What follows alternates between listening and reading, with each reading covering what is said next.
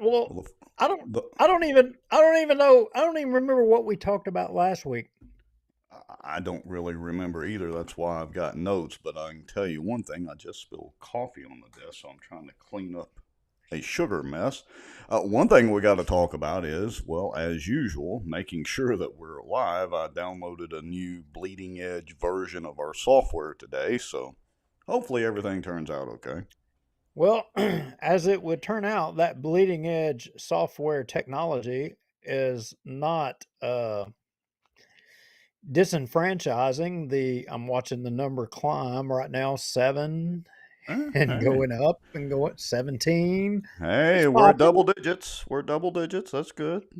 Yep, it's going. It's going. Y'all are getting here. So hey, as you're coming on the show, check in, type a comment, say hello, let us know Yeah. you're there.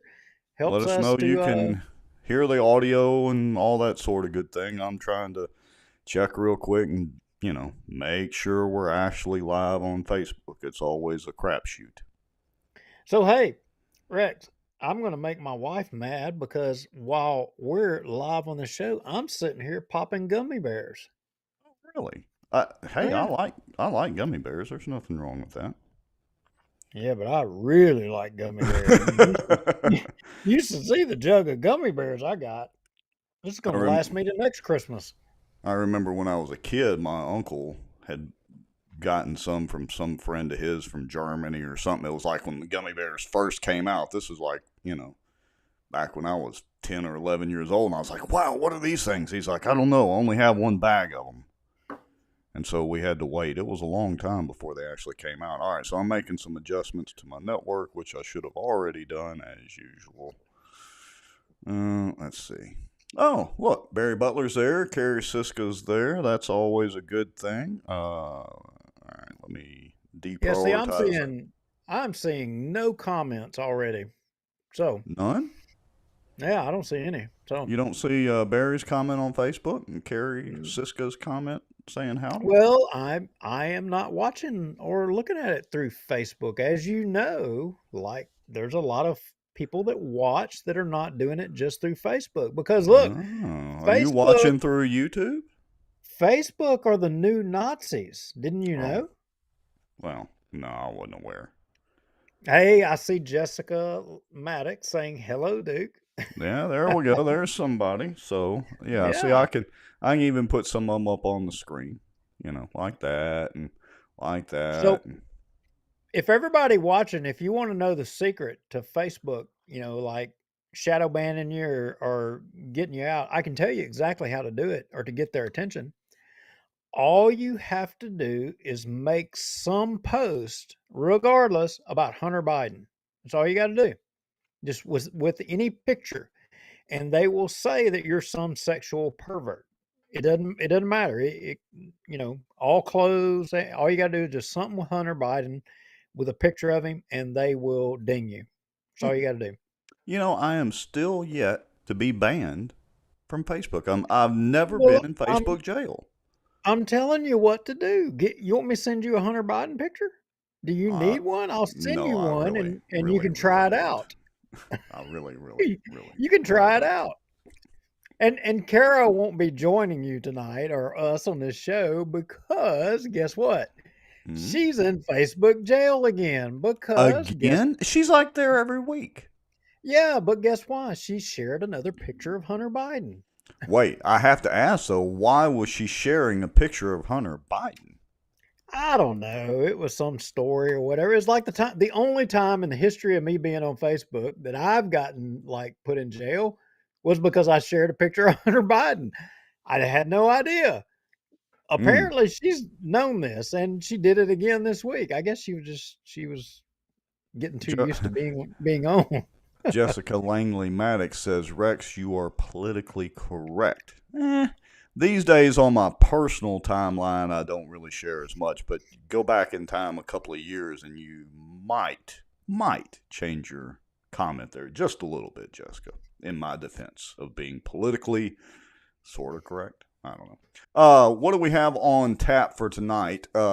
Obviously, the big elephant, or rather the beaver in the room, is Bucky's is coming to Ruston, not Bossier.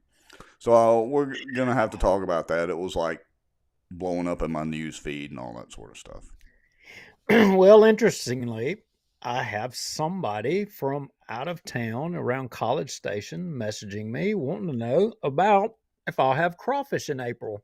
a Oh, lot of a well, lot of people on our show may not realize it. I have a crawfish farm. I used to do yes. really big crawfish business and had most of the casinos. If you ate at the casinos, you probably had my crawfish, but that was years ago. Let it all go. Kind of getting back into it. We're in, but interestingly, people are starting to call again. Hmm. Who knew? But Hmm. but tonight's show, not to change the subject. Yes, of course, you've been all on top of this Bucky's thing, and I know that you feel slighted because you are a Bucky's guy. I can see it in your eyes. Well, it's one of those things. First and foremost, if we go by a Bucky's within an hour of Bucky's, my wife has to stop because she absolutely is eat up with Bucky's. But I have to say, I'm pretty impressed with Bucky's too. I mean, I don't mind spending my money there. It is true about their bathrooms. It is true about their food and everything that they have in that store and their endless supply of gas pumps. I mean, you can't beat the thing. There's a reason that they're so successful. Well, And I'm just wondering. unfortunately, Ruston beat us to the punch. But I'm Well, glad it's only about an hour away. apparently Bucky's didn't get a ride in the Tahoe. That I has don't to know. be the issue here. Has to be the issue. We're also going to talk a little bit about our favorite Congress critter, he who walketh on water, Mike Johnson. Oh yeah, the conservative, the Yeah. constitutional conservative, that comes before everything. Yeah, we're going to talk about that. And hey, what do y'all think about those red light cameras coming into Bossier to catch all you people running them red lights and speeding and blowing through those school zones? How y'all all feel about that? Just Yeah. wondering because there's some people in Bossier City that want you to be caught by the camera. Yeah.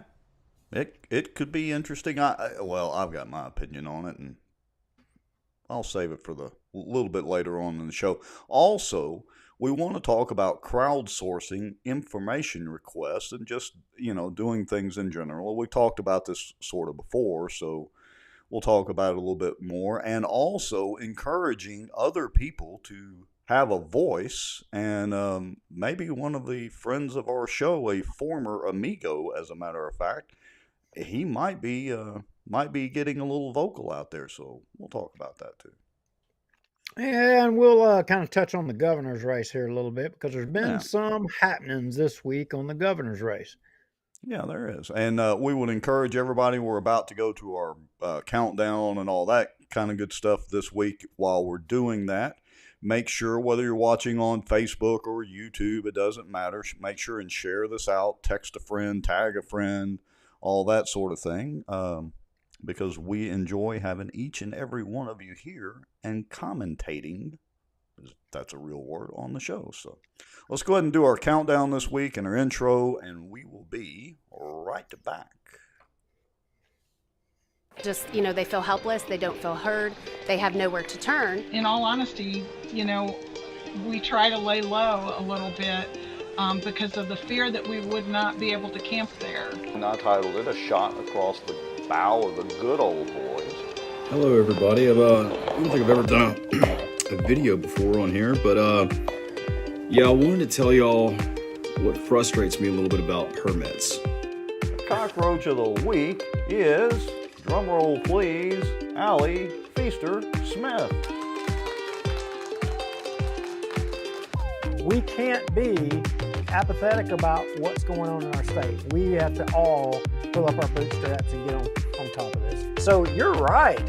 There's a problem out there. I mean, and man, you can see it everywhere. Well, look, we have allowed government to become our wherewithal to everything. Well, I've not heard my name in stable or Baton Rouge in stable in the same sentence in a long time. You're about to be killed by his Zamboni, or you're gonna die in 5 minutes!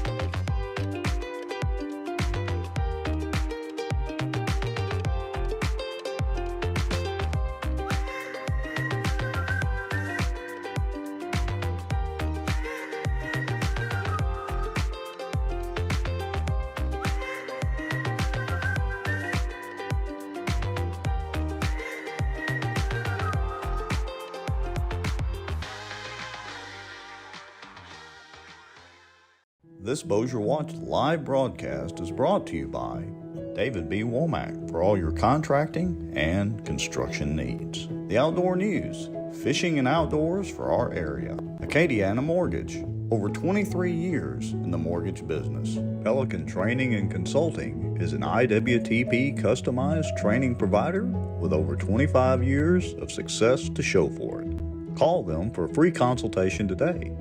Pelican Training and Consulting matches employers with 50-plus employees with training dollars. Smarter Geek, making technology easier. And the many supporters, donations, and folks sharing information and watching out for Bossier. Now, grab your popcorn and a drink.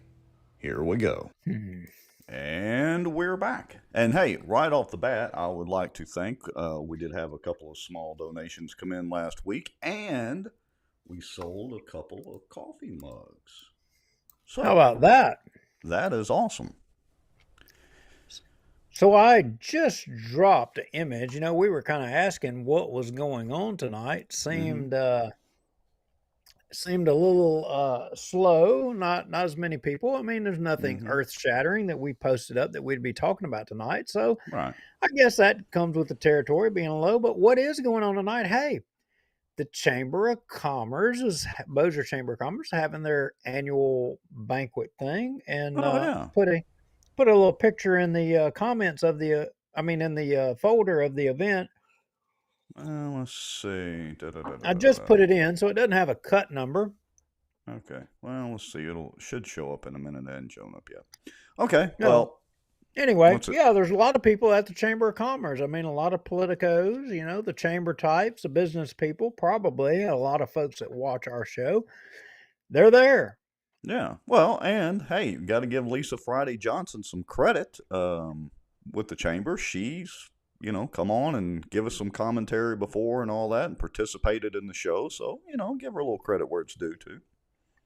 Well, maybe she could talk about Buc-ee's and why did Bossier miss out on a Buc-ee's? I don't know. Well, maybe so. But I'm sure she's busy doing her meeting, but maybe she can come on later. Maybe she can break from her meeting, though, and give us a little commentary on the Buc-ee's situation. Let's face it. Buc-ee's pays well. Buc-ee's does, but I got to tell you, I'm thinking that Lisa may have scared Billy Nungesser out of the race. I mean, the thought of having to bungee jump off the Jimmy Davis Bridge, he's out. He's gone. He said, "The heck with that. I'm not going to be governor. I'm done." Well, that's interesting. So, who is that going to leave that's really a viable candidate? I mean, it's pretty much Jeff and Jeff and Jeff. Well, I don't know. Is Schroeder still in it? Well, hey, after in which, Nungesser came out and said that, and anyway, I have a link to it, but anyway, Nungesser came out and said that he's backing out of the race. He's not going to run.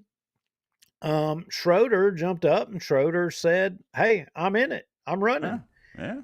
Well. So, now it looks like, as the way that thing's going to shape up, you're going to have Jeff Landry, the Attorney General, is going to be in the race, which that's no secret. I mean, he announced some time ago the state party actually endorsed him.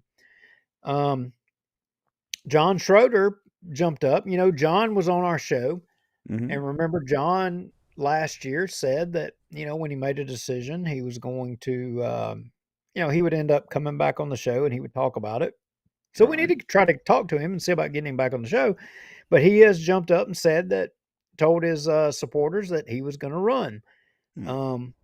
Quite a few other people are in the hunt to be in that. Now, from the Democrat side, I would say that John Schroeder and Jeff Landry are the top two Republican candidates. As for the Democrats, the name that keeps popping up is DOTD Secretary Sean Wilson. Really? And yeah, so I'm not sure about that one. I mean, a lot of people were saying Sean Wilson for governor, and his motto was detours and delays. Detours and delays, and The bumpy Yeah, that was I-20 and everything else that can go along with it. that was going to be the campaign slogan. I mean, Yeah. is what I understand. I don't know. Well, of course, he shares the bumping I-20 shares that responsibility with Mike Johnson and a whole host of other folks, too, by the way. You know, that's a federal state partnership, blah, blah, blah, blah, blah. And even worse, they dangled the candy out in front of us that they were going to start construction on I-20, and then they yanked it away. The state did because, well, you know, it was going to cost more than they thought. That's right. Well, you got another Democrat in the race. If Sean Wilson doesn't do it for you, Helena Moreno. Do you know Helena Moreno? Any of y'all watching? Do you know who that is? I don't think so. Okay. Well, Helena Moreno I had no idea. I thought she was just a state representative. I can tell you she's from New Orleans. I mean, I was actually at the Capitol the day she was sworn into office.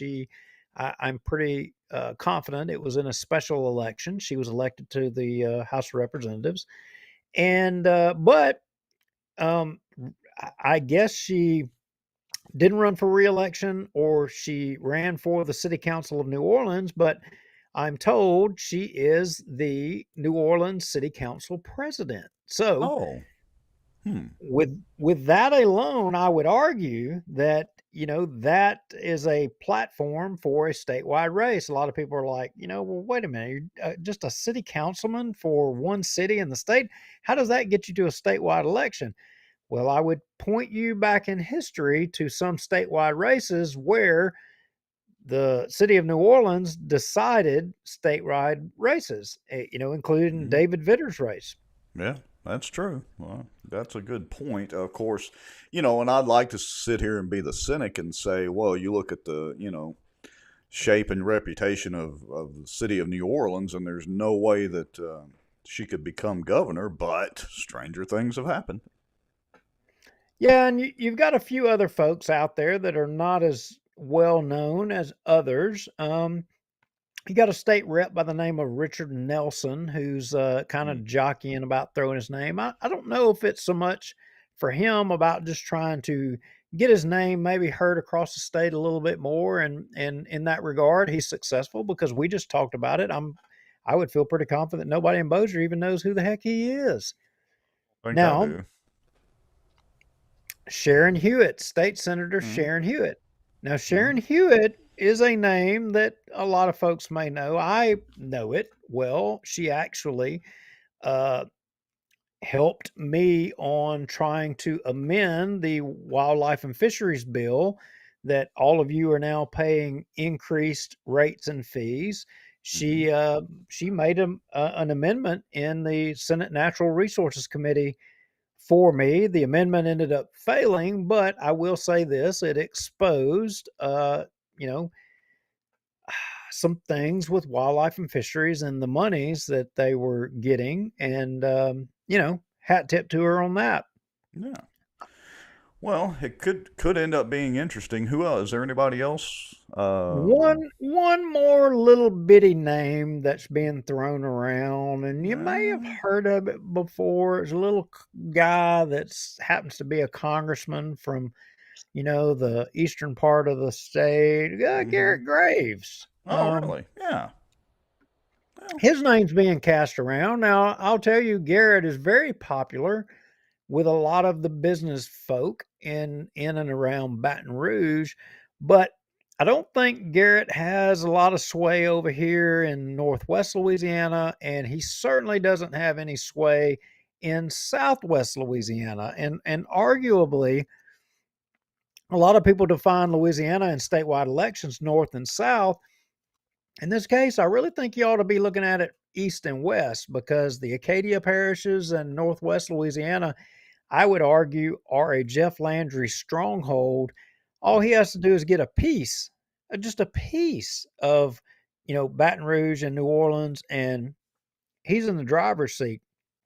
And I'm going to say that Billy Nungesser, that's what the calculation that Billy Nungesser made was, look, he's not going to be able to beat Landry in Southwest Louisiana.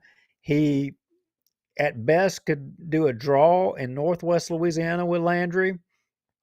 And, down there in Orleans and all that. I mean, with a competitive Democrat in the race, I mean, he's not going to be able to pull a majority of the Democrat to outweigh the Acadia and Northwest Louisiana votes. So Yeah. I think he made a calculated decision that, you know what, it's just not a doable plan. Now, how Schroeder can put it together, I don't know. I don't know. Yeah, it's going to be interesting to say the least, and hopefully it doesn't result in the election of another Democrat. Well, Sorry for our Democratic Party watchers, if we have any, and those that tend to lean a little bit on the left side. well, here's the way I see it coming down. I see it coming down to a runoff between Jeff Landry and Sean Wilson. That's the way I see it. Unless another Democrat more prominent jumps up there, that's the way it's going to be. John Schroeder will make a good run for it. I mean, look, you and I don't know that there's anything we disagree with John Schroeder. I mean, great guy, great Right. candidate. Yeah. That's a tough one right there between him and Jeff because they're Right. both good guys. Yeah, But we I can't. would be happy with either one, getting the nod, but we'll have to see how it turns out. Yeah, no doubt, no doubt. Yeah, our good friend David Womack says conservatives stick together and move forward. Yeah, that's sticking together.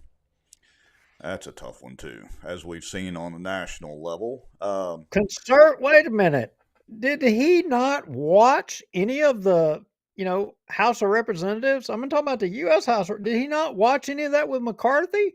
Conservatives stick together. He said that with an exclamation point. Wait a minute. Well, we have to Wait a minute. talk about this though, because there may be the point that the conservatives were actually sticking together. Wait a minute. Who was There that was famous? just about 20 of them.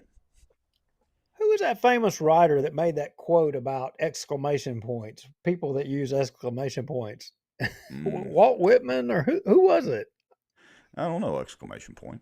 But anyway. I'll think of it in the end here, but good grief. Yeah. Maybe he knows the answer to walk on water on this one. Maybe so. All right, so let's check off the governor's race, and shall we talk about the Beaver first, or shall we talk about MJ? Well, you are all up in air about the Beaver. I mean, I'm not really all up in air about it. I knew about the construction over on the Tar Button Road exit for a while, let's put it that way, and that there was a possibility that it was going to happen. But I guess two things. One, instead of having to drive to Terrell, we'll only have to drive to Ruston.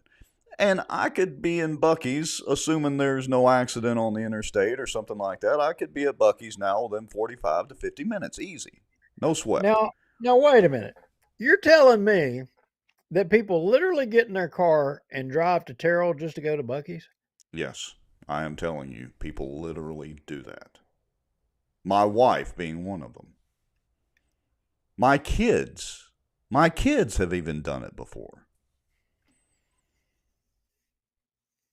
I'm telling you, that's how much they draw. It's insane. And I hate, this is not a promotion of Buc-ee's, but I actually like Buc-ee's. They've got good sweet tea.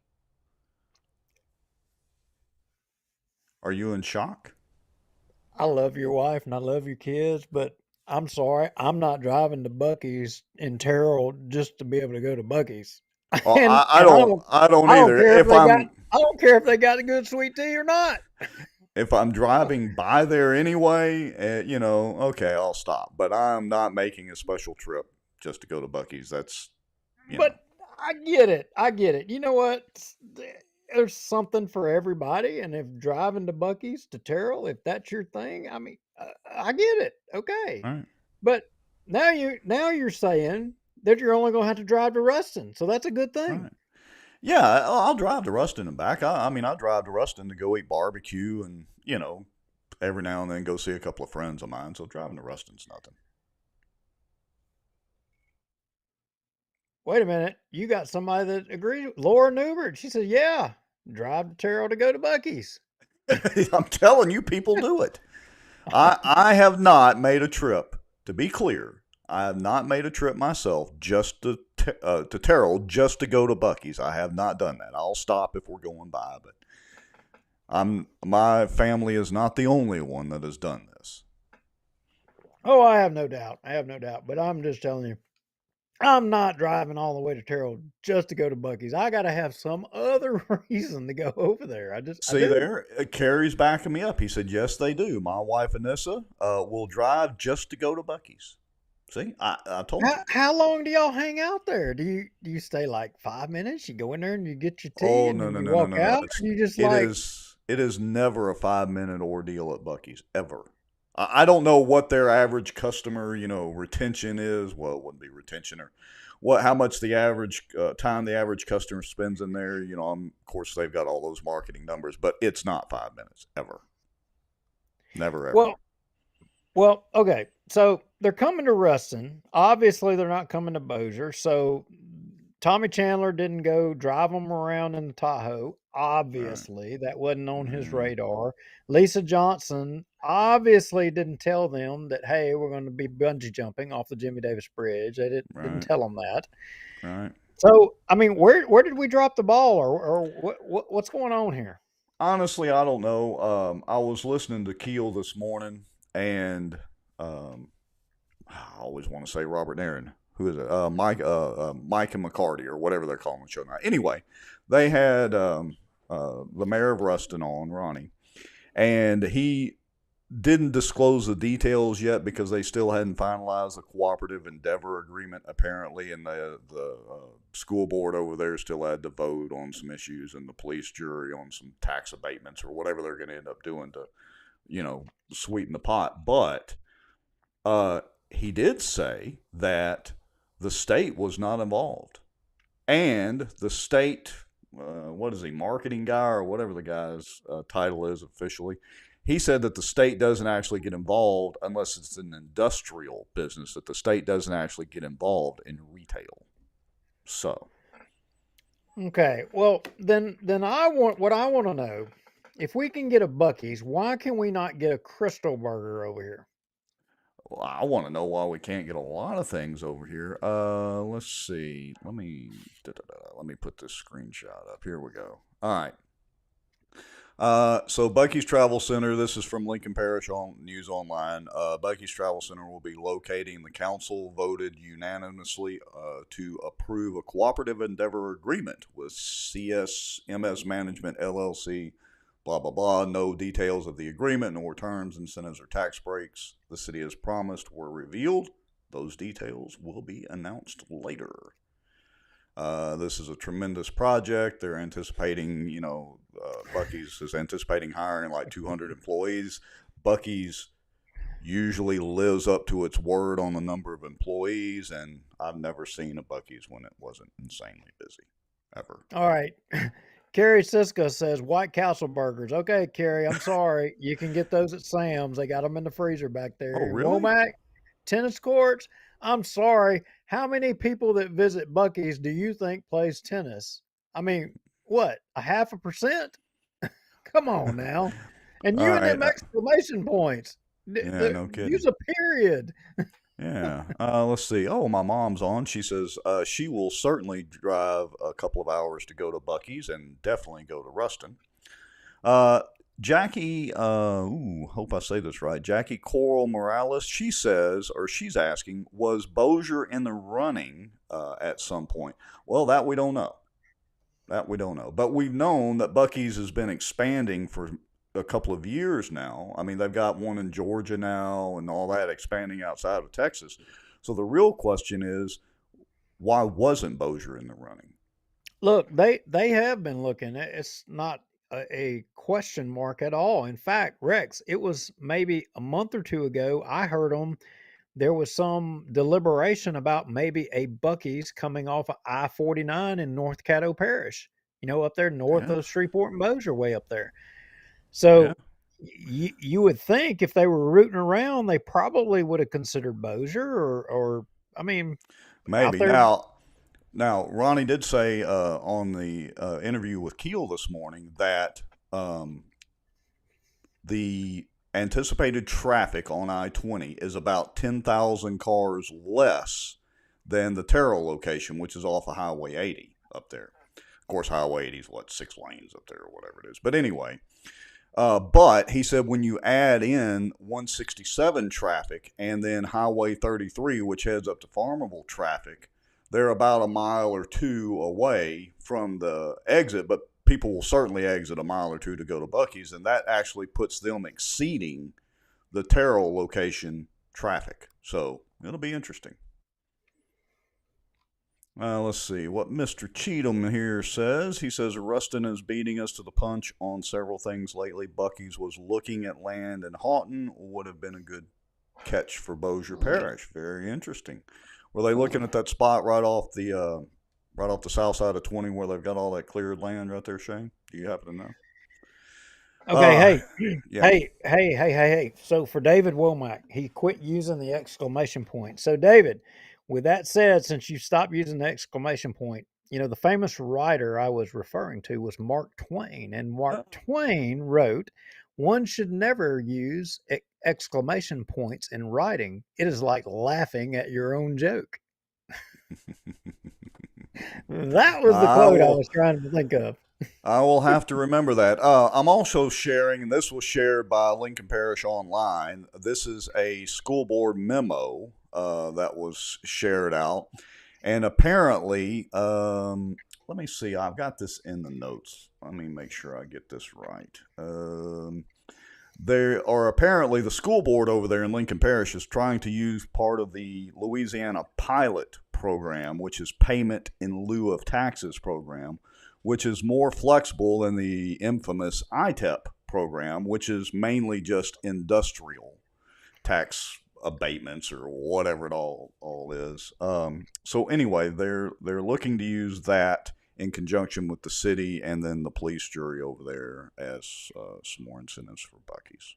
All right. Any questions? Any more questions about Buc-ee's?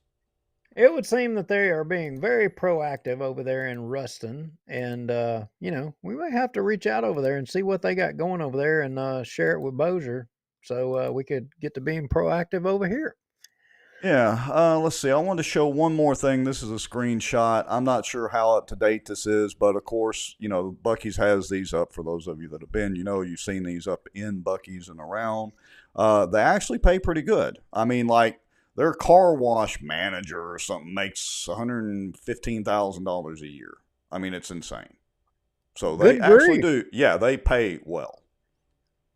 And I can, as a paying Buc-ee's customer, I can also attest to the fact that their employees are top notch. Well, I will tell you that I kind of, Buc-ee's makes me mad because they don't let trucks in there. I mean, and you know what? Hey, there's a lot of trucks, but I get it. They're marketing to a special crowd. I mean, and I don't know. Maybe it's because we got QTs here, the reason they didn't want to come here. I don't know. Maybe so. But you can look at it this way. Here, we're trying to literally subsidize to the tune of $1.5 million or more dollars, tennis courts. Over in Ruston, they're getting multi-million-dollar retail establishments that are coming in. Here, we get a few more Mexican restaurants. And nothing against Mexican food. I love Mexican food, but we have enough Mexican restaurants and hamburger joints to, I don't know. Okay, Laura Newbert, I got to correct you. Now, a lot of you may not understand this and you may not get this, but if you've been out west, say Arizona, New Mexico, or, anywhere west of there, have you ever been to a Little America? Rex, have you ever been to a Little America? I'm sure I've stopped at one before, but it's been so long. Because Laura Newbert says the best bathrooms ever. If you've ever been to a Little America, Little Americas have the best bathrooms, hand down. I don't know. I don't know. Buc-ee's is spit shine clean. But I'm telling you, I have been to both. I've been to a Buc-ee's, and I will give Buc-ee's high marks. I will honestly say that Buc-ee's are top of the line. They're top shelf, no doubt about it. But little Americas are above that. They are, if you can imagine that. But we don't have any here. I'll take your Why do we word not? for it. Why do we not have any here? We should have some here. Yeah. Okay. So enough about Buc-ee's. As I pour my coffee from my Buc-ee's little coffee mug into my Bossier watch coffee cup. So Anyway. look, most people watch our show so that we can tell them about Bossier City, right? I think the majority of the people watch our Bossier show. City, Bossier Parish, general area. Yeah. So what good would a Bossier watch be if we didn't have something to report regarding Bossier City? Well, that's true. I mean, it would be leaving out like a chunk of the reason that people watch the show. Now, don't you have something, some video, something you're wanting to show regarding? Yeah, let's start off with that. Would that be the video on the term limits? Oh yeah, that's right. Yeah. Yeah. Well, all right. And for those of you that are watching that did not watch last week, this is a little about a minute, maybe a minute and a half. Anyway, video, and it's actually set to auto-publish at 10 o'clock after the show. But it's a little compilation of term limits, and so let's roll this video for just about a minute. You had a mayor rant on the issue of term limits. Would it surprise you to know that Low Walker has an opinion on term limits? More and more people pushing for term limits, and we have a procedure in our charter that permits that should we go, but the ultimate term limits is the voters, and they voted a new person in office, and that's the way voters have spoken. Tommy Chandler has been where on term limits? The Shreveport Times says Chandler says he strongly believes in term limits. You know, if you can link me to when Tommy has talked about term limits recently. He even equates not having term limits to corruption. I mean, has he even talked about them recently? Tommy Chandler will support a 3-term limit for all city elected officials. No, he hasn't talked about them, and he's not gonna talk about them. I got a sneaking suspicion Tommy Chandler is going to get his wish, and we're going to be able to see whether or not he's willing to stand behind his campaign promises here very soon. I got a sneaking suspicion that's going to happen, Rex. Make sure and like and follow both. Okay. I'll save you all the last few seconds of the outro to that. Well, what'd you think of that? Was that a good enough refresher on term limits for Tommy Chandler? I think it is. I think it lays the groundwork for everybody in Bossier as to what they were told, what is currently the position in Bossier, and where potentially it's going to go here in the future, in the near future. You know, one thing about that video, too, I think that's going to be the first official video that we spend any money on. I think I'm going to boost that post and make sure it reaches everybody in Bossier and Bossier Parish that has a Facebook account. I think we're actually going to, you know, it won't cost us a lot, but I think we're going to actually spend a little money on that. Now, wait a minute. You're saying that we're going to actually spend money? Yeah. I mean, it's not much. We'll spend like probably $10, $25. Okay. So wait a minute. Now, a lot of folks, you know, there's around 80 people watching live right now. And we, so you're saying that we've never, ever spent money advertising our show? Nothing? Anything? No, nothing. I don't think we spent anything. I was trying to think if I had one time originally spent $5 maybe, but I don't even think we spent that. No, I think we have honestly not spent any money advertising the show. It has all been word of mouth, so to speak. Yeah, and I knew that answer already, but I was just trying to prod you to say it and talk about it. You know, so yeah, that was a conscious decision that we made to not spend money promoting this show because, if the content and the subject matter was of enough benefit to people that people would start watching, people would be interested, it should be able to gain traction on its own merits, right? Wasn't that Right. part of our deliberation? Yes, it was. So for all of you watching, look, we're just regular folks, just like y'all. And, thank you, because by you participating and you watching, you may not comment, you may not click like, you may not do any of those things, but you simply being here and us able to see that number that you were here and you are watching, that's confirmation to us that you do care about what's going on in your community. You care about what's going on in your government. And look, I'll tell you, the politicians, there's a lot of them, they would just assume, take a pitchfork and stick it in the side of our heads. They would love that nothing more. They do not like us talking to you. They do not like us putting this information out there. But seeing that number and seeing you here, that's what motivates us. We never spent money because we truly believe that if what we were doing was a benefit, you would be here and you would be watching. And you being here is confirmation to us. Yeah, and let me be clear, the main reason for me, probably boosting that post, but of course, if we get enough shares and likes on it and all that, we may not boost it if we get enough views.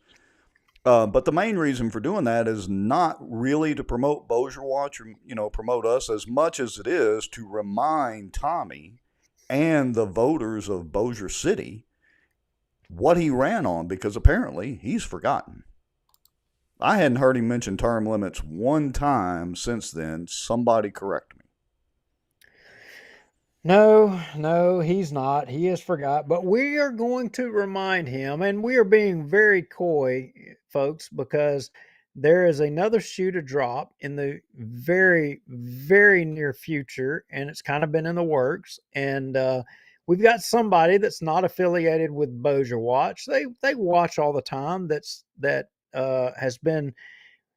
been a project that's been being worked on for a little while now, and it didn't just take the issue to come up before the U.S. House of Representatives in term limits, where walk on water failed us. But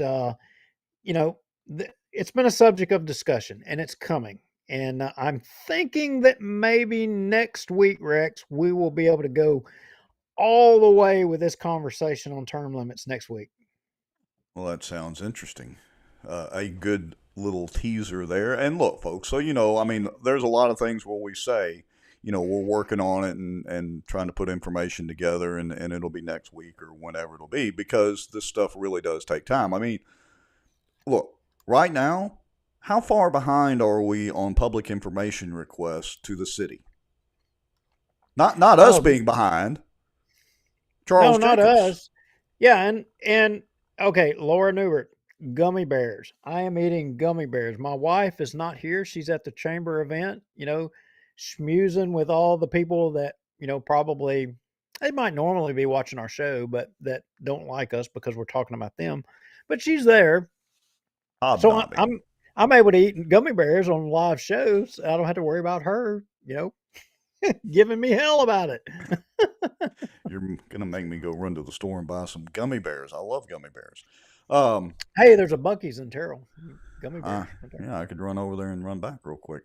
All right, so let's transition real quick, though, because I've got Tommy's stickers listed as a bullet point right here. What is the deal? What are we talking about there to refresh everybody's memory? Ooh, we're not ready to go there. We're not? No, we can't go there yet. Oh, okay. Wait a minute, I don't see that in the notes. It's not in the notes. It's up there on the bullet point. See, it's got a little finger pointing to it. Oh, Tommy's stickers. I got to think on that one just a little bit. You may have caught me there. Caught you eating gummy bears. I gotta eat. Yeah. We've jumped way ahead because we're going to crowdsource, hey, in a little bit, guys, and we're going to give all of y'all. We done got way off track here. Let's get to the notes. Yeah, let's go down the screen some. Bossier City. We said we were going to get into Bossier City. So Bossier City today. If those of you want to know what happened, what was a big deal in Bossier City today? Well, I'll tell you what a big deal that happened in Bossier City today was that all of a sudden Bossier City decided they were going to be conservative Bossier City. Wait, conservative Bossier City? Yeah, Huh? they saved Bossier City money today. Would you believe that? And I'm not talking about just a dollar or Well, two. I'm talking about a significant number, Rex. the cynic in me says that they might have saved it to spend it somewhere else or allocate it somewhere else. Hence, some tennis courts that haven't been funded yet. Well, now But that's it, probably accurate, but but enlighten us a little bit for those of us who are not sure what you're talking about. How in the world did the city actually save us any kind of money today? well, apparently they took a vote and they decided to cut by $500,000 their spending on Sportran. Whoa. Well, wait a minute. Don't I remember us covering in several shows, and there was lots of information in a big hullabaloo over Sportran, what, about a year ago? Well, I think it was at the first of this year, probably. Yeah. Yeah, around a year ago, yeah. Hmm. There was a lot of, Chandler was against it, and then he was for it, and then he tried to throw, the CAO, Amanda, that it was all her doing or whatever. And remember, there was all kinds of catfish floundering around on that thing. And Hmm. then I think they ended up spending more money with Sportran, but then all of a sudden the council decided that, hey, we're going to cut the budget by $500,000. I mean, I think it Well, was like 900,000 a year. I mean, they cut. let me, speaking of that, I've got the video queued up, so why don't we let the city speak for itself? Let me see if I've got this to the right place here. Council, we have a request for an add-on for today and a deletion for today. The add-on would be new business number 9, introduce an ordinance to amend the. Whoops. Well, now, of course, YouTube is going to not want to play nicely. See, they didn't get their video correctly archived today, so that's been a challenge. Hold on a second here. I see that. Hello, Holly Sanders. We see you. Ruth Pope Johnson. Hello. All right, here we go again. Motion carries. All right, 12:35. Council, Hold we on. have a request for an All right, here we add-on go. for today and a deletion for today. Sorry about the hiccup. The add-on would be new business number 9, introduce an ordinance to amend the 2023 general fund budget payments to governmental and other agencies by reducing the amount appropriated to Sportran from $900,000 to a maximum of $500,000 for bus services in Bossier City, and be a first reading. Hmm. Need a motion? Need a motion to add? So moved. Okay. Mr. So McGuire. yeah, at this point they're just making the motion to get it added. Second. Second. Okay. Mr. Hammonds. Mr. Chairman, can I give just a reason Yes, real quick? yes, sir. The reason we're making this, or I'm making this change to the council, is to allow Sportran to start making adjustments to the routes immediately. We've asked them to, since we're going down on the budget to 500,000 due to budget issues, to make, I guess, shorter routes, to serve the citizens of Bossier City the best way possible. Thank you, Mr. Williams. Okay, so enough of that. Well, so that's all they said? That's pretty much. Now, towards the end of it, they get into the actual discussion of the of cutting it, but there wasn't any discussion. I think the only thing after that was they recognize, what's that guy's name, De Niro, Yep. Washington or whatever. They recognized him for showing up to the meeting or something. But Oh, Gary Siska says, wait, Bossier has budget issues? Oh, Gary. There is a debt situation out there. Now, don't listen to Queen David. Sorry, I apologize. Yeah. Queen David. But that'll be for a future show. But hey, Rex and y'all, supposedly the backstory on this is that Sportran, one of the reasons why they were in need of more money was because they, across the board for their whole, company or whatever, gave everybody a 13% pay raise. Whoops. Well, that 13% pay raise was because the city of Shreveport gave all of their employees a 13% pay raise. Uh-huh. Well, supposedly, the increase to Bossier was to cover that supposed 13% increase that they gave to all. I mean, they were using Bossier to fund that 13% increase. Really? That's what we were told. Now, And they just got the rug yanked out from under them, so to speak. At least on some money maybe Sportran had budgeted on. yeah. Now, why or how Sportran thinks that they need to peg their pay increases or salary increases to the city of Shreveport when they are not an entity of the city of Shreveport, that doesn't make any sense to me. I don't understand that, but that appears to be the case.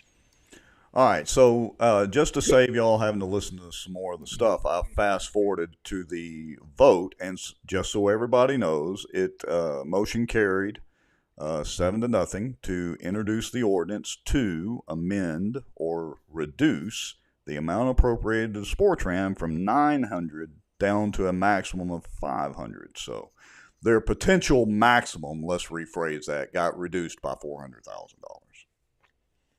Now, I see here in the notes that you have Festival Plaza expansion, so it would appear that Tommy Chandler wanted to expand the Festival Plaza area for open container alcohol. Well, yeah. So let me move our little time deal back here a second. Let's see, 1858. That should be pretty close right there. Yeah, let's listen for a second to the discussion on that. Of the Festival Plaza region to enlarge the area included. First reading. All right.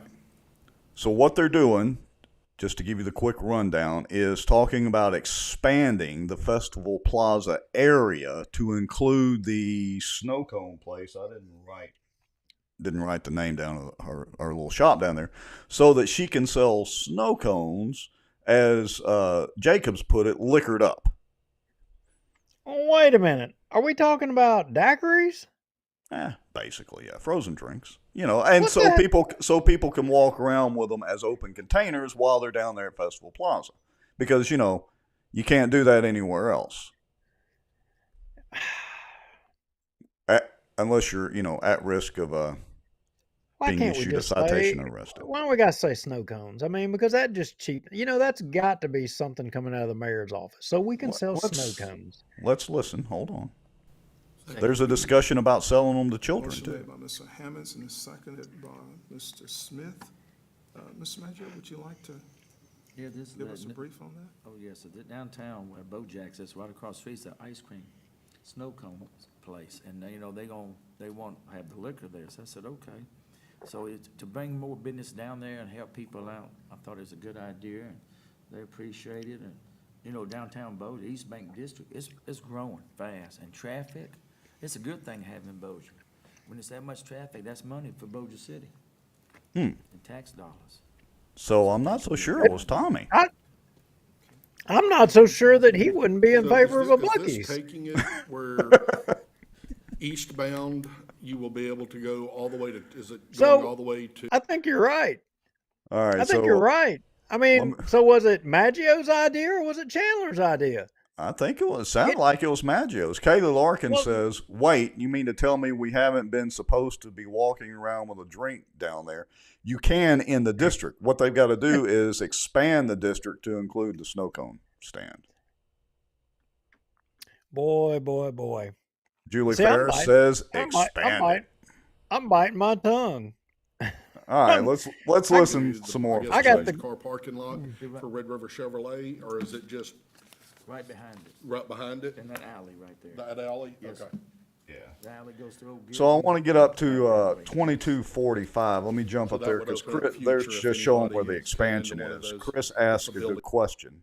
Chris Smith does. This ordinance just extends the current boundaries. Correct. There's another process for them to get a liquor license. We're not approving a liquor license. Well, they have to get a state liquor license. Right. And they have to go through our local processes and get the local permit also. Right, so all we're doing is just extending the district. Correct. That already And it exists. includes more area than that actual business. So this would basically We extend can the area. have more snow cone stands, more than just one. So if there are any And future ice cream. businesses that want to locate And ice there, cream. they would be located Let's in get that zone. let's get our ice cream liquored up too. They get approval thinking from I the wanna go NPC try and some the of that city ice cream. council, then they would also, Right. they could be included in there. Thank you. I believe the current ends right here on this street, and the new one will be right here. Is that correct? I believe so. I believe I had a map. Okay. Let's see. Well, I was trying to get to Jacob's think the current famous is right here. children's comment, but Red. anyway. Carlotta, have they started the process with your office? All right, I'll stop it for there because we don't have to hear all that. well, I mean, look, I don't go down there, but I got to tell you, it sounds like some fantastic ice cream and snow cones. I might have to go down there and try that. Yeah, we may have to do a remote Bossier watch one night. Oh, that would be cool from the Bojack's place, because the Bojack's guy. Yeah. He said he's non-political. I bet you I can get him to say something political. I have no doubt I can make him say something political. We might It would can, almost- especially if we come in there with some liquored up snow cones. It would almost be like a challenge. Yeah. Maybe, it would. maybe we could get Maggio, the councilman in that district. Maybe we could get, the at-large councilman, the Queen, and Chris Smith to come down. It'd be fun. Yeah, and I want to be clear. I didn't come up with the term liquored up snow cones. That was Jacob's, and if you go through and listen to the city council meeting, you'll hear him actually say it. I don't have the timestamp queued up. And we did get a proton mail concerning this very thing. Oh, I did not see it. I didn't look. Yeah, it came in sometime this afternoon, obviously. But anyway, it was basically mentioning, talking about they're spending time, promoting more alcohol and all that. Honestly, look, I don't drink that much. I drink once every blue moon. But, I mean, if somebody wants to drink, go right ahead. And Okay, liquored up snow well- cones sound great. Yeah, liquored up snow cones. That sounds very amusing. But I got to tell you, so a lot of folks watching this show, they probably don't find any entertainment in talking about liquored up snow cones. That probably doesn't get their dander up. But I'm wondering if they got a red light camera ticket or a school zone ticket by virtue of a camera in Bossier City. I wonder if that would get their dander up. Well, it might just. So let's hear the good and the bad and the ugly about these red light cameras. And I want to give a little credit to John Settle. He's been all over this and all over it in Shreveport. So, a little credit out to him with the Inquisitor for, he sends around his email newsletter that's got articles and all that. And so he's been on Shreveport's rear end about this apparently the same company, I guess. Yeah. But, look, before we deep dive here into this thing, I'm just wondering, everybody watching the show, what do you guys think? Do y'all want to be policed by cameras all across Bossier City? Like, are you cool with, before we get into the nitty gritty here, I just want to know what the consensus is here. Yeah. Y'all think it's cool to have a ticket mailed to you in Bossier City because you supposedly sped down Benton Road or Airline Drive, or that you ran a red light on Shed Road or East Texas or Barksdale Boulevard, or that you, blew through a school zone in, Parkway, South Bossier, I'm wondering, what do y'all think about that? Y'all like that idea? Do you think that's good policing?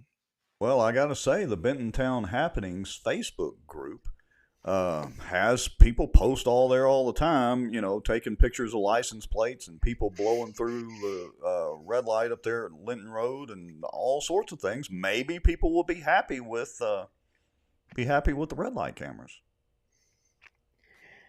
David Crockett, 2 miles per hour over. What are you saying, David? You saying that if you're 2 miles per hour over, write them a ticket by virtue of a camera? Is that what you're saying?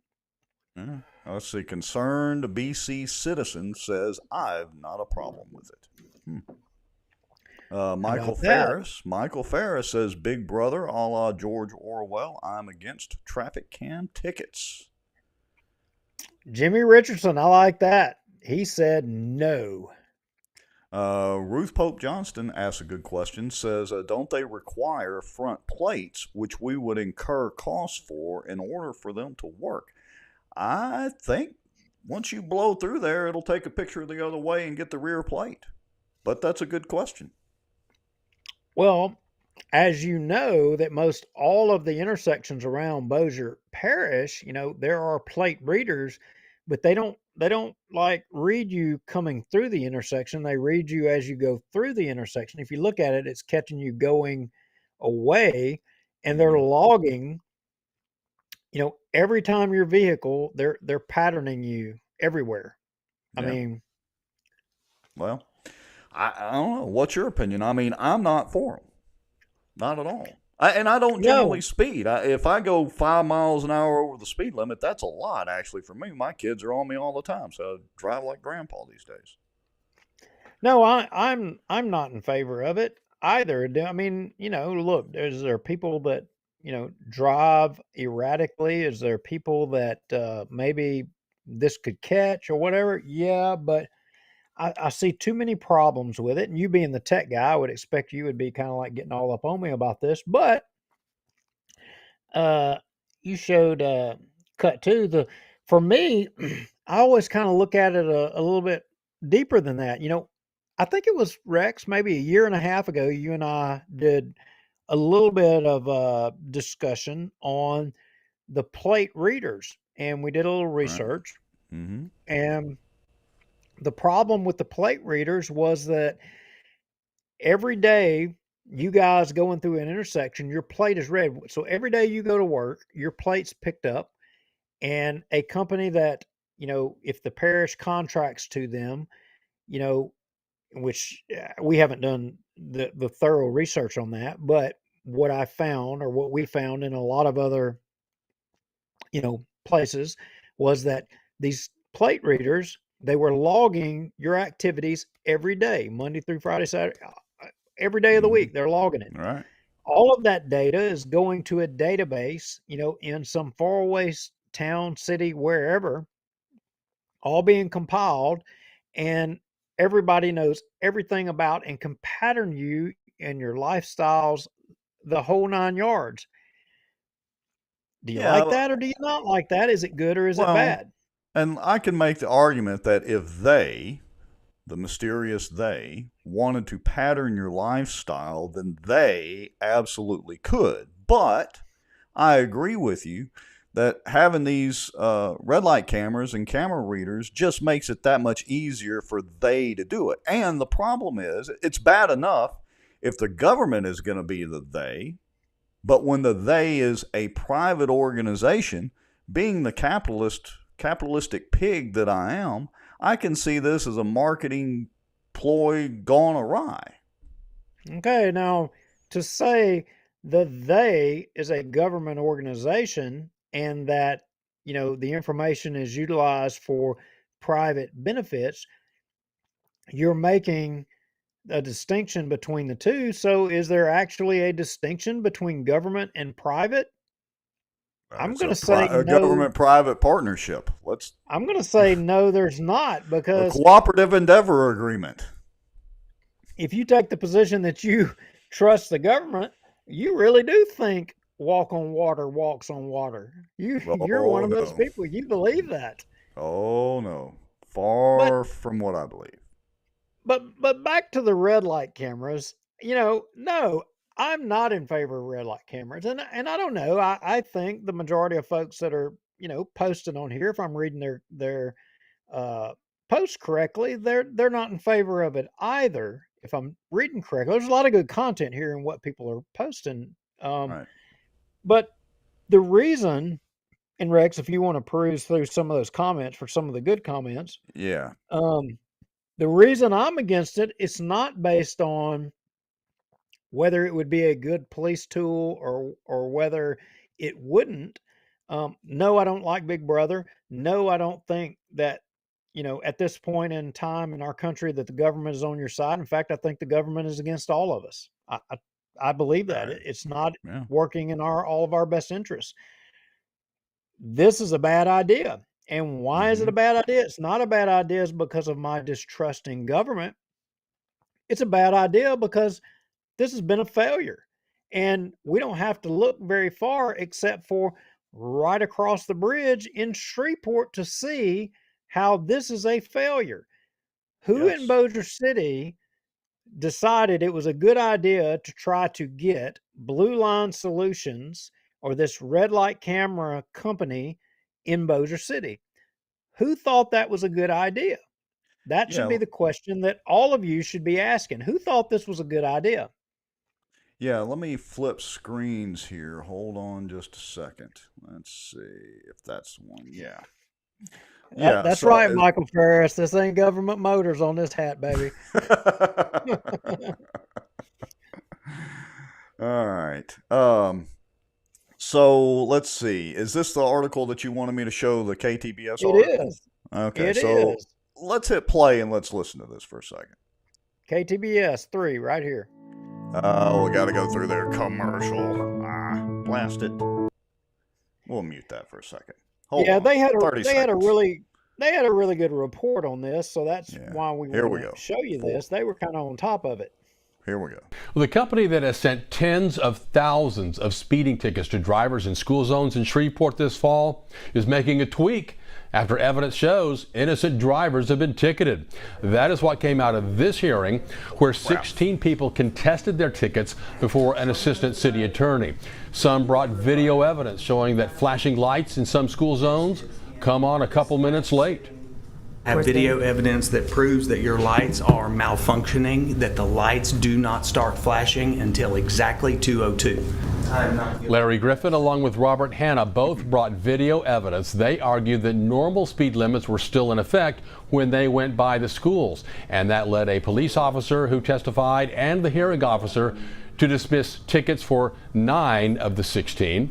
The lights, which activate the cameras, are supposed to flash from 7 to 9 a.m. on school mornings and 2 to 4 in the afternoons.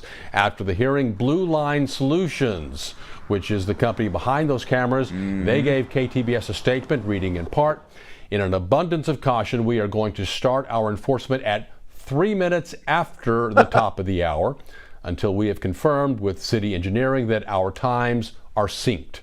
Most of the fines for those speeding tickets are $135. The latest information we got from the city of Shreveport through a public records request shows those speed zone cameras have issued nearly 30,000 tickets, with fines totaling more than $500,000. Shreveport has received about half that money, nearly $250,000. Wow. Okay. Now I want y'all to remember that number. Not the fines totaling number, but the 29,492, tickets.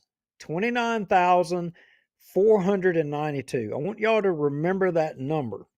Now, Rex, that was just across the bridge in Shreveport. Right. Just across the bridge in Shreveport. Heck, I may even be on that number. I may even be in that list. I don't know. Might be a part I of got no that, clue. yeah. I hadn't gotten any mail or anything, but who knows? But you know what? An interesting thing. Did a little research, and apparently Shreveport isn't the only place where there's been a problem with those red light cameras. It would appear so. Look right here. You got, I think this is Effingham County, which I think is in Pennsylvania, but, or anyway, I don't know. There's a lot of Effingham counties. Same thing. Yeah.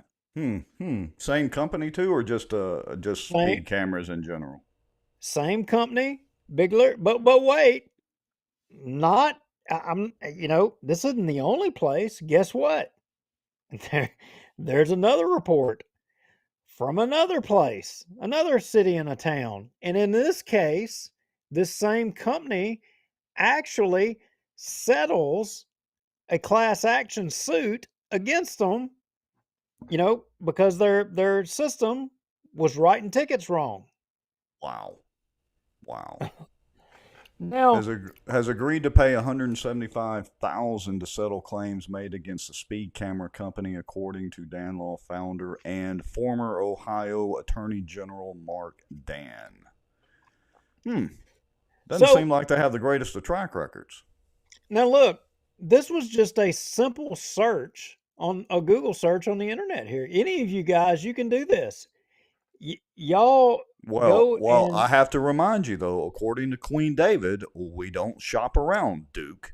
I know we don't shop, but I'm just telling everybody watching our show, because you're free to shop, but just do you a simple Google search on Blue Line Solutions and you will see. But the overriding question here, and I said it in the beginning, who in Bossier City thinks this is a good idea to bring this to Bossier for the benefit of all of the citizens of Bossier? David Jones thinks it does, as long as he borrows your truck.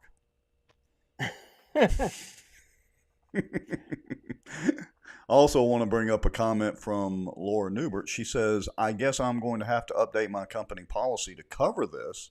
My employees drive company vehicles. Well, not so fast, Laura, because I'm hoping that, informing all of you as to whose idea this is, that you may be able to let them know what your thoughts are on this, grand and wonderful idea in Bossier, and that you may be able to put a stop to it before it gets started. So, does anybody watching the show, do y'all have any ideas as to whose wonderful, and insightful idea this may have been to bring this to Bossier City? Who could have come up with this just absolutely phenomenal idea? I mean, who could it have been? There's actually a couple of people, and one's not surprising, but the other, it is kind of surprising. And our good friend David Crockett says the real question is this for revenue or is driving a problem? So who could have come up with such a revenue generating idea? Well, it's an interesting thing that you say a revenue generating idea, because there's an interesting twist on that revenue collection that we'll have to share. But as for the idea, there's two names, and one of the names is not going to be too surprising to everybody. One of those names happens to be the Joe Biden of Bossier, Tommy the Chandler. Really? Tommy Tahoe Chandler. Yes, sir. Oh, so Tommy, he can't do term limits, but he can do speed cameras, red light cameras. That's right. But whether it was his idea or whether it was this other person's idea or not, that's still to be debated. We don't know the answer to that. But I will say, who informed us, our source says that they think that Tommy, just like expanding the East Bank district, got on board with this idea, but that the person that actually hatched the idea was none other than, drum roll please, your new police chief of Bossier City. Well, isn't that interesting? Because conveniently, he's going to be the guest speaker at the South Bossier Luncheon tomorrow. Well, Mr. Cheatham, to anyone, if you are watching, that should be an interesting question for your guest speaker, and you should video that. It should be videoed, and he should be asked, was this his idea or was it the mayor's idea? Because I'm confident that the citizens of Bossier are not in favor of red light cameras. And in fact, a red light camera system that has been proven to be a failure and a system that issues tickets in multiple jurisdictions, as we just showed you on our screen, multiple different jurisdictions where they've had even a settlement in one jurisdiction for bad ticket writing. I mean, Hey, how or why should Bossier City citizens be subjected to this? hey, wait a minute. Now, our good friend David Crockett may be on to something. He says, will they ticket for no Bossier City decal? Now, Tommy may have just shot himself in the foot. Maybe this would be a good way. Now, wait a minute. I know that state law says that you're supposed to do certain things when you're in government. But just like the police jury in Butch Ford, I haven't seen the police jury That's say, true. oh, even though state law says you have to live in the parish, require the parish administrator to live in the parish, right? Well, it also says that vehicles have to be marked with decals, but in Bossier, your mayor, your city attorneys, your CAO, they all don't have stickers. So, No. Oh, I wait a mean, minute. Wait a minute. We got a breaking news. Shane Cheatham says he canceled for the luncheon tomorrow due to a funeral.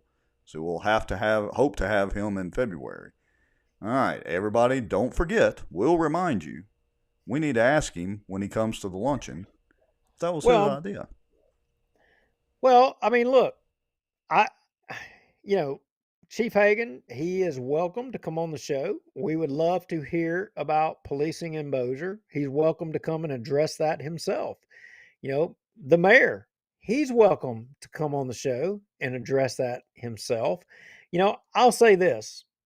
Some politicians, and while the chief is not a politician, and we don't expect him to be a politician, but unfortunately, you have to somewhat be a politician to become the police chief, the fire chief, but for Tommy the Chandler and, some of those folks, I mean, they shouldn't have to have a public information officer to come out and do their bidding on issues. He should be able to come forward and talk on these subjects, but not have some special little show created so that he can go out there and have a love fest to try to make himself look good.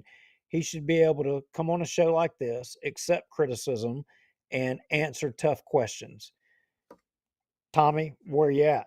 Where you at on term limits? And where are you at specifically on trying to put, cameras on everybody?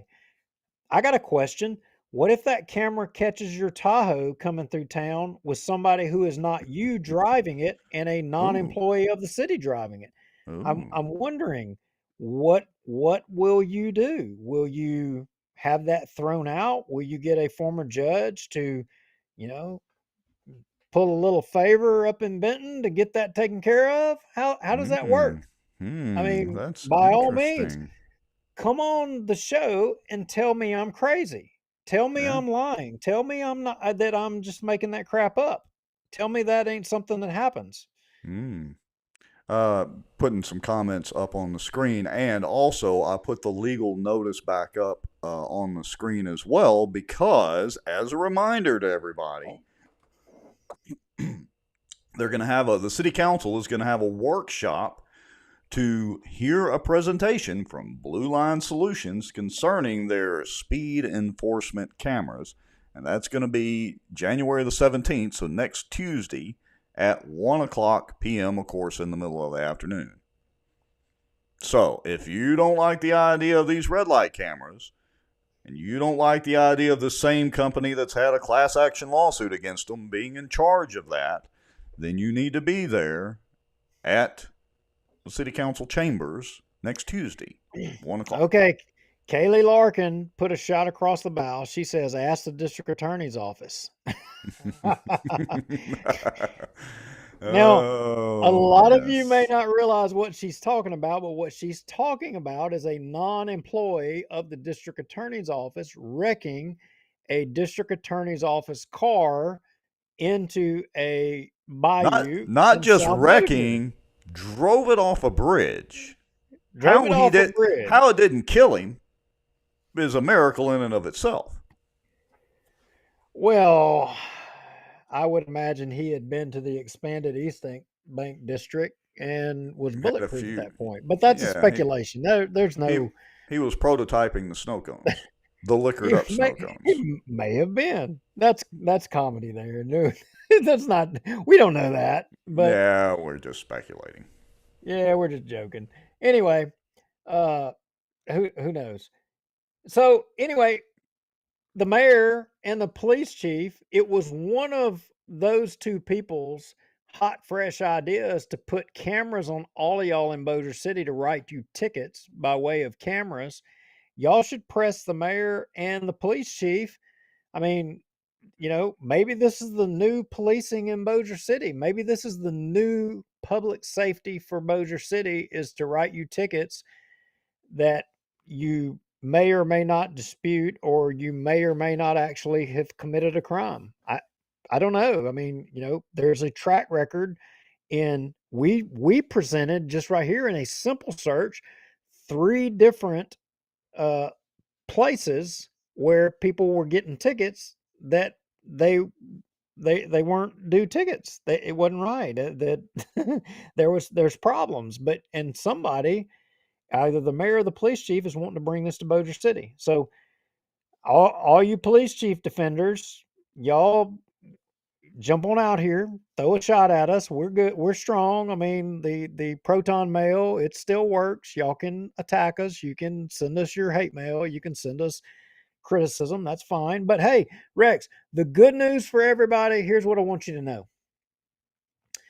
Remember me telling you about in Shreveport, for example, the 29,400 and something number, or 500 or whatever? Remember that? Remember me telling you to remember that? Here's the thing. For all those 29,000 something people, y'all don't have to pay that ticket. Well, wait a minute. You lost me. Maybe it was because I was busy. You don't have to pay that ticket. If you don't pay that ticket, they're not going to take your license.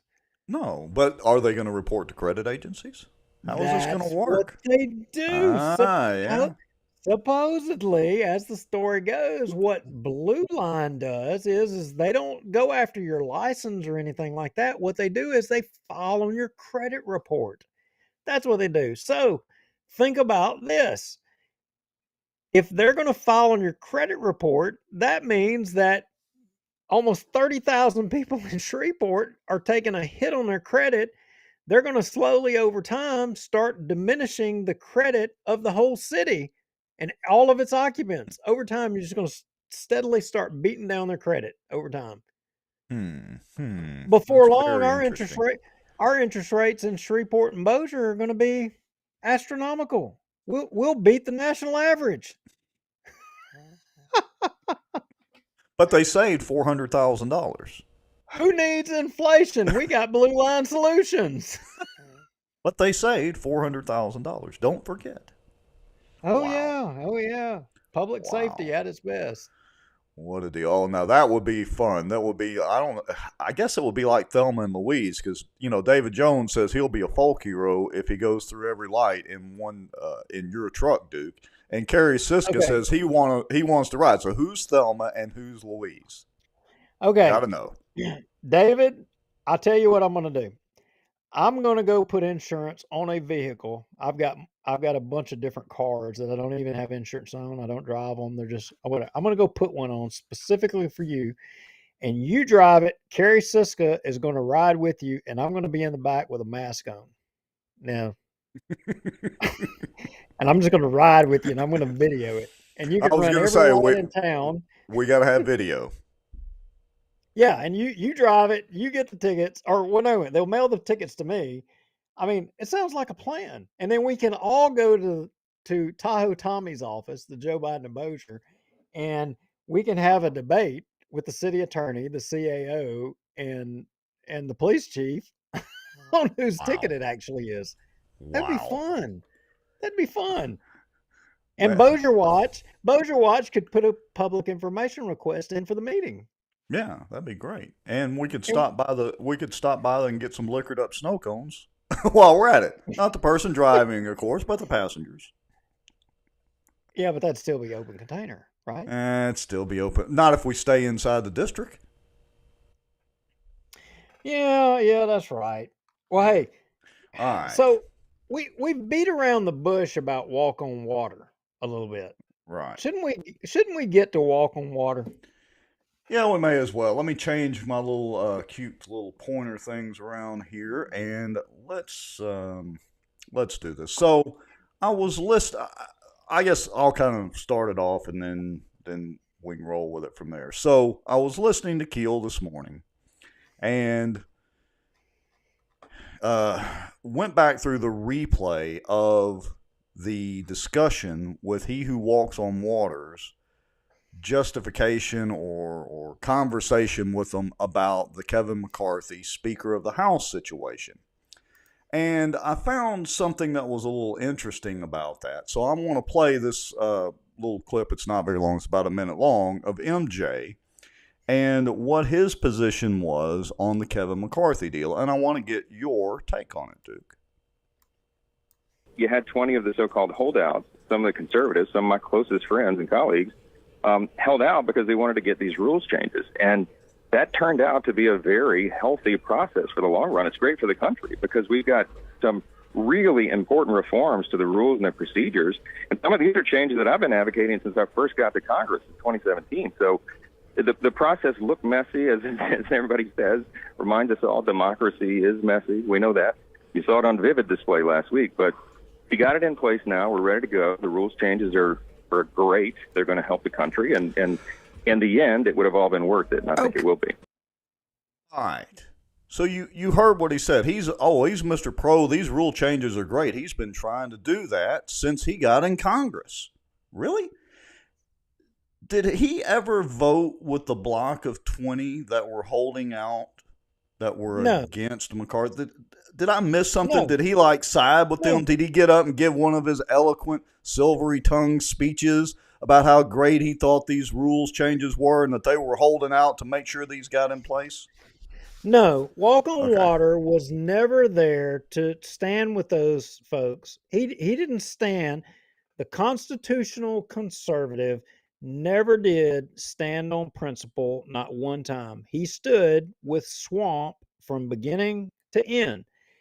He would have stood with Swamp if all these people would have folded tent on the first vote and got nothing. He would have been against them. He was against them from the beginning. He was against them to the end. And like clockwork, and I'm jumping ahead in the notes. I put in here that at what point would he take credit for it? Because mark my words, he will fundraise, he will do a promotion of himself that he did all this. And you heard him just then say, oh, I've been trying to get these things done since the beginning. But when it came time to actually make it happen and to get it done, he was nowhere to be found. He didn't stand with the people that actually got it done. And I posted on my Facebook, and some of the pro Walk on Water people started attacking me. They started going after me, really? Rex. Imagine that. Yes, they did. They started going after me.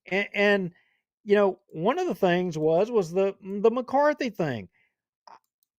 I want to know. He stood with McCarthy from beginning to end. To the pro Walk on Water people, I want to know what part of the McCarthy thing does it break the plate for you?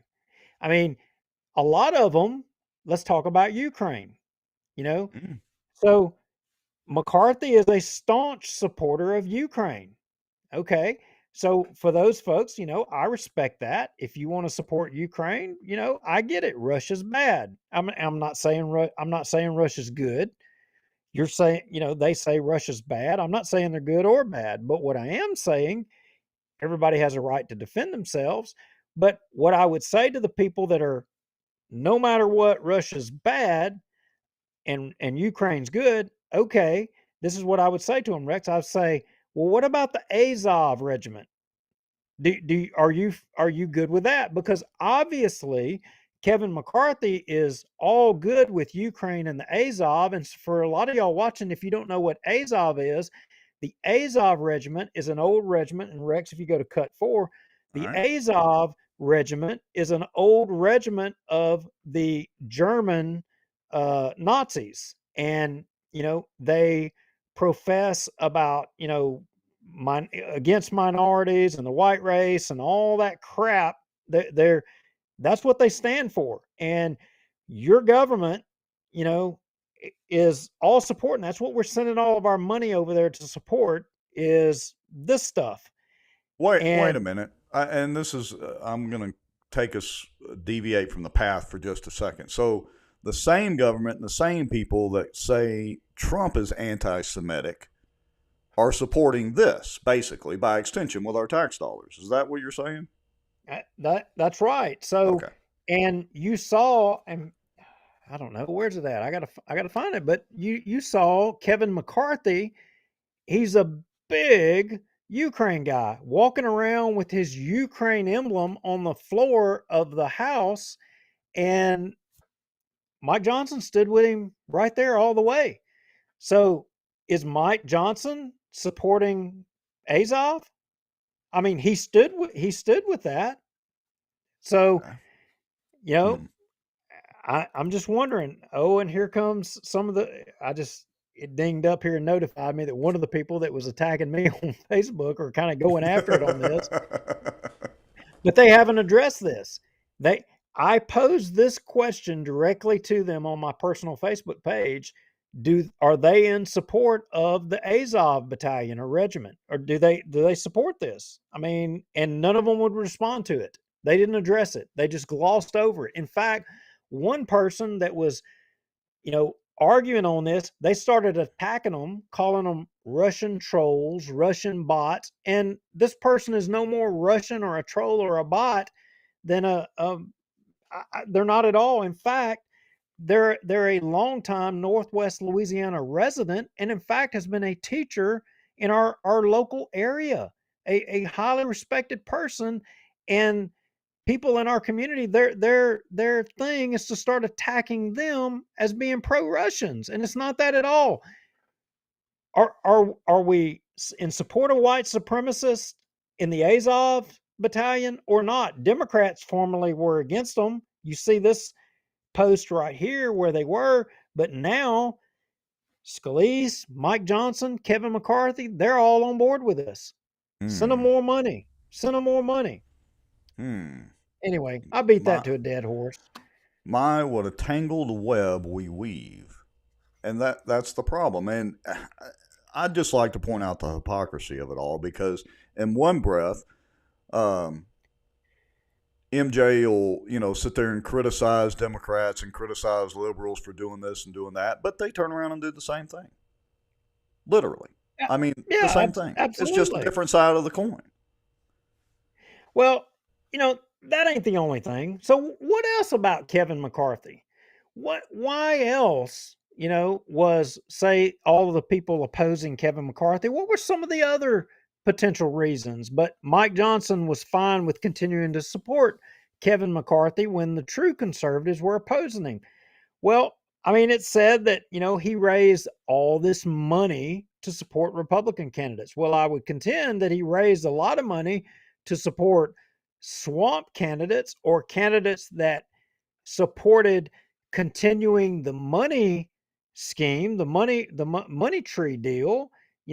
In fact, I mean, it makes me wonder, why did Robert and Aaron, I didn't watch it, you watched it, did Robert and Aaron ask Mike Johnson about maybe Kevin McCarthy's fundraising via FTX? Did he talk about the $30 million that Kevin McCarthy was said to have taken from, you see it down at the bottom, that Ryan David Salmi or whatever, that was the FTX guy. That's one of the little donations, but it's said to be to the tune of $30 million. I'm just wondering, since Mike Johnson, Walk on Water Johnson, was standing with Kevin McCarthy, does Mike Johnson support the defrauding of, I don't know what the number of Americans were, in this thing. I mean, is that cool, Mike? Are you fine with that? I mean, I'm just wondering. So, everybody at Cypress, are y'all good with that? I mean, I've obviously y'all are. I mean, I guess if y'all are, if somebody watching the show, if you're one of the people that lost all your money and or maybe even went bankrupt via FTX because of this fraud, maybe you ought to ask Mike Johnson if you can get a refund, or maybe if he can, out of his campaign monies that he doesn't send to Kevin McCarthy, that maybe he could reimburse you for the FTX money, because he was standing here tall, tall, tall, for it. He certainly couldn't get on board with the conservatives. So I I don't know. You guys have to ask him that. He Yeah, won't come on this show and it's a respond valid to it. question. Valid questions. Guilty by association, And direct and association. yeah, and we haven't even looked up. It's my understanding that Johnson, he fundraised and threw in money into the Kevin McCarthy kitty, along right there with FTX. So by default, I say that he says he stands with FTX. And, It's not that far of a leap to say that. and look, I'm not even going to raise the Pfizer issue. I mean, you guys out there, y'all do your own research and look a little deeper, and I think you'll find a connection to Pfizer in there somewhere too. As a matter of fact, let me play another soundbite from the Keel interview with Mike and McCarty, and it kind of ties into that. So Kevin McCarthy, everybody has to remember, he's been the top elected Republican leader in the House for the past several years. In this last election cycle, in the last 2 years, guys, he raised $500 million for his colleagues, $500 million and some change. He traveled around the country campaigning with everybody. He did more than anybody else to win the majority. And in November, he secured the votes of nearly 90% of all the House Republicans. So there you have it. And for full context, you can go to Keel's app and you can listen to the whole interview or whatever. But for full context, he never mentioned one conservative principle or one conservative thing that McCarthy stood for. He mentioned the fundraising. I mean, look, just today, they passed the defunding of the 87,000 new IRS henchmen coming after y'all. Did you read that today, Rex? Or Yes, y'all watching? Did y'all see that? Yeah, the House passed it. Okay. It's not going to go anywhere. Mark my words. Watch, Mike Johnson will take credit for that. Yeah. He'll be putting out there taking credit for that. But you know what? That wouldn't even have come up for a vote had it not been for one of the 20 people that stood up, that had a backbone. It wouldn't have come up if it hadn't been for them. Oh, but, he's already beat you to the punch. He mentioned that in the interview as well. I just didn't get the soundbite. Well, see there. I mean, he's going to, all of you out there, he's going to walk on water. He's going to, all these things is thanks to him. All of it.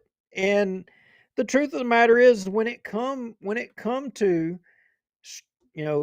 standing straight, putting your back up, and standing when it took a backbone to do it, he didn't stiffen his spine and do it. And the thing is, he's not ever going to do it. And unfortunately, that's what politics is all about these days. People don't stand up. I mean, and we as the voters, we vote for, look, Mike's got pretty hair. He's articulate. He speaks well, I mean, he's a good looking guy. I mean, he says all the right things.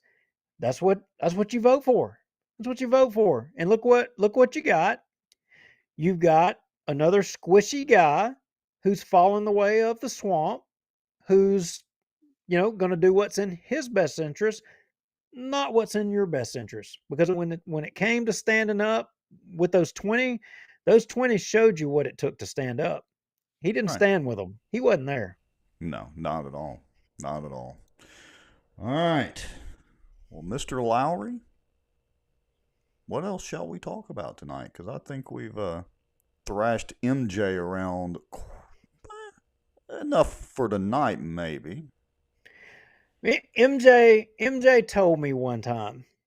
I'm gonna give y'all a private conversation. And MJ, if one of your peeps share this with you. and you'll remember this moment. And, when I pressed you and you told me, you said, I'll, de- I'll debate you anywhere. Remember, I'm a lawyer. You know what, MJ? As a constitutional lawyer.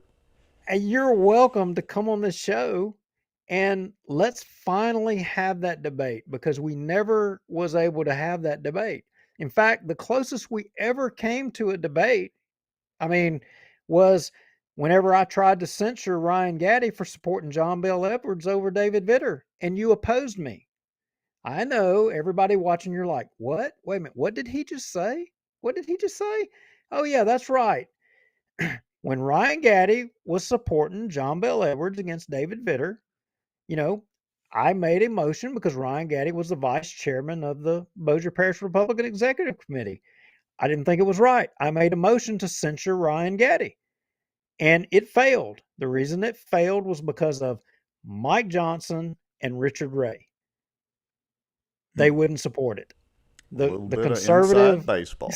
the staunch conservative Republicans. So, Mike, I'll take you up on that challenge that you'll debate me anywhere, anytime. If you want to come on our show, you're welcome to come on and defend. You're not standing with, Matt Getz, Lauren Boebert, all of those true conservatives who stood up for principle and on their own made a difference for this country, and arguably may have steered our federal government into the right direction against you. In spite of you, they did it. They were able to accomplish it. No help from you. Even if they were just able to steer it just a little bit in the right direction for a brief moment, at least they made the attempt. Yeah. So there's one last thing on our list, Rex. Okay. Scroll down the notes. They're at the end. Let's see. Oh, crowdsource. Crowdsource. Yeah, which I do have on our bullet list on the screen, and we don't really have any notes, but we don't really need any notes for this. So what are we talking about with crowdsourcing? Yeah, so look, guys, in a previous show, we kind of mentioned this. We said, and we had a few people that responded, and we didn't follow up on it. It's our bad. We made the mistake. But, we are always sending these public information requests out. A lot of them go to Bossier City because that's kind of where our primary focus has been, because there's been a lot going on there. But we send them to other places. We've sent them to Plain Dealing. We sent them to the state. We sent them all over. But it's getting to where it's kind of being, I hate to say it's being taken for granted on our public information requests. We're not super pushy on it, but I think we're being ignored on some public information requests. Surely not. No, surely not. So, and I think that's a little bit personal. So our idea was that maybe we should crowdsource, and in us saying this, one, we're enabling you to become involved, and two, I think we're sending a message as well too in doing this, that if you are going to ignore our public information requests, then maybe if we crowdsource and start having a lot of other people sending these requests and they too get ignored, it builds, kind of a list of it builds a file per se. I don't know how the words to use, Rex. Well, it's not anything that's complicated to do either.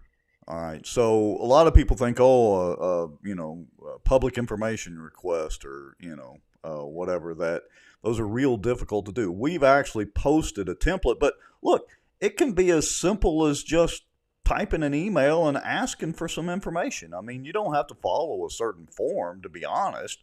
We generally do just to be a little formal with it, but we've posted that template in the past, and I'll reshare it to the top of the Facebook feed and all that, and make sure that we got a copy on the website. So it's not hard to do.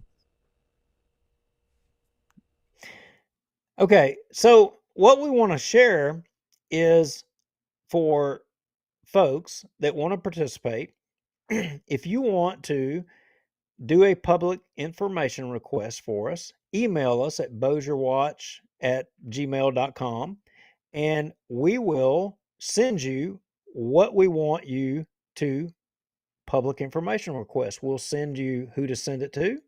We'll send you the whole deal, and you follow it through. And once you get the information and the response back, you just send it back to us. That's all you have to do. Yeah, and this we're not promoting the Proton Mail account because the public information requests are just that, public information. So this isn't something where, you want to request something but you're worried about, whether your job depends on it or not. This is information that legitimately is public, and you have to request it to get it. Just got a message already from somebody saying, hit me with a request, whatever you want. Imagine Just that. like that. So I'm going to send one of the information requests that we've already requested together to this individual. They'll send it off, and then the next person that hits us up will send one of the others, and we'll keep sending them out. We'll probably send some that we've already sent, and that will show if they deny or don't respond to your request as well. That will show multiple people being ignored by the same government entity, and that I would say builds a case. Well, yeah, if I remember my open, well, had a mind blank here for a second, but if I remember my law on that correctly, they have 3 days to respond to the request. That doesn't mean they have to give the information within 3 days, but they at least have to respond, and if they're not able to fulfill the request in a timely manner, give a reason why they need more time. So, they may come back and say, look, to research this information, we anticipate it's going to take us a week and, an X amount of time and all that.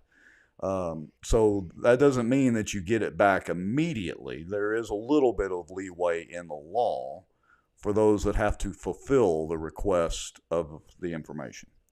Now, hey, Mark Smith says, how much did Renee have to pay Cypress? Public request that. Mark, that is a great question. In fact, I will make that request at the same time I make the request for the Supreme Court of Louisiana's judgment on the Louisiana AG being able to weigh in or not on that case. How about that? Yeah, that's an interesting deal. Love you, Mark Smith. I think you should show up more often. Yeah, actually in real person once upon a time. But I think, correct me if I'm wrong, did we actually answer that question yet? Because I can't remember the amount right off the top of my head, but I can certainly look it up. Wasn't that a settlement? Yeah. Wasn't that an agreed upon deal? That wasn't like. I mean, so I think that Renee and them had to, or they agreed to whatever that number was that came up with, Mark. He knows that already. So yeah, all told, this was several $100,000 by the time you figure the attorney's fees and everything built into it. So, but the amount that they had to pay was not that much, but was a pretty good chunk. And I have gotten another person that's messaged and raised their hand to say, that was fast. Send me the request. I'll send it off. Yeah. Excellent. See, crowdsourcing already. So the more people we get to start sending these requests, I mean, look, I would hate to be a city attorney on the other end of all these requests about to start pouring in. I mean, I would not be mad. I would be like, you know what? I'd love to have it just with one person. Citizen participation. Hey. There you go. All right. Okay. Do we have anything else to ramble on about tonight? I think that's it. Next Tuesday is going to be, it's going to be a heavy week. You guys are definitely going to want to tune in because the city council is sure enough going to be kicking next week. I think there's going to be some fireworks. And as well, I think that there's going to be some other things that we've hinted around in this show and the previous show that are going to come full circle next show that are going to be smash mouth, and you're not going to want to miss it. You have piqued How my lame does interest that sound? again. I sound like one of those stupid people on TV. You're not going to want to miss it. Yeah. Stay tuned. Yeah. All right. Well, Mr. Lowry, it has been another fun evening to spend a couple of hours with you. We are on, well, we've just completed show number 138, and hopefully many more to go. Oh, yeah, Michael Ferris, we did mention the Cheatham podcast, that he's thinking about doing it. He put that on his timeline, so I don't want to share all the details because he didn't share it to everybody. But want to mention again that we think, more people talking about Bossier and Bossier politics and things that are going on in Bossier, the more the merrier. So bring it on, anybody that wants to post some stuff. We'll even be glad to give you some free advice on how to get started. Mark Smith, how about that? Blue line penalties are civil nor criminal. Can't enforce them. Interesting. You gave away a little bit, Mark, about who you are. I've already had an idea anyway, but it doesn't matter. It's fun not knowing who you are, actually. The mysterious Mark Smith. Have a good night, Rex. Thank y'all all for Mr. watching. Lowry. Have a good Thank night, you, everybody. y'all. Yep. See you next week. We're out of here.